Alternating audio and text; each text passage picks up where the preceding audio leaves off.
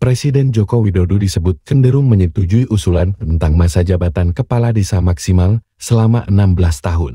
Hal tersebut disampaikan Dewan Penasehat DPNPP DI Muhammad Asri Anas usai bertemu Presiden Jokowi di Istana Kepresidenan, Jakarta, Rabu 8 November 2023. Sebagai informasi, masa jabatan Kades saat ini adalah selama 6 tahun. Sementara itu, dalam revisi Undang-Undang Desa yang saat ini masih berproses di DPR RI, ada usulan masa jabatan Kades selama 9 tahun. Kami juga sampaikan substansi revisi UU Desa di mana PPDE sudah memasukkan daftar inventaris masalah pendamping. Salah satunya adalah tentang masa jabatan, ujar Asri di Kompleks Istana Kepresidenan. Menyimak apa yang disampaikan Bapak Presiden, tentu PPDI memperjuangkan masa jabatan kepala desa yang ada 2 opsi, pertama 9 tahun, kedua 8 tahun tetapi bisa 2 periode. Tapi kelihatannya Presiden lebih mengarah ke 8 tahun 2 periode. Lanjutnya, dengan demikian, jika usulan tersebut diterima, nantinya masa jabatan Kades maksimal bisa selama 16 tahun. Asri mengungkapkan, DIN pendamping dari pihak pemerintah untuk revisi UU Desa sudah diserahkan ke DPR pada September tahun 2023. Sehingga PPDI berharap DPR segera menentukan sikap soal revisi UU tersebut, bahkan jika memungkinkan, sebelum pelaksanaan pemilu tahun 2024 revisi UU Desa bisa disahkan.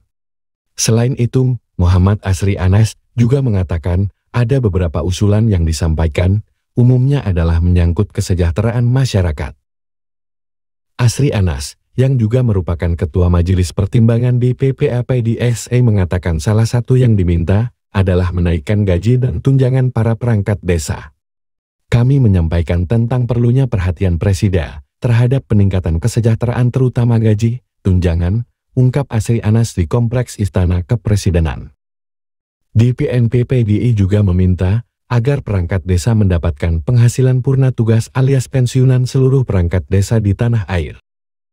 Sementara itu, Presiden pada prinsipnya setuju dengan usulan itu dan akan berkoordinasi dengan Menteri Keuangan Sri Mulyani Indrawati dan Menteri Dalam Negeri Tito Karnavian soal hal ini.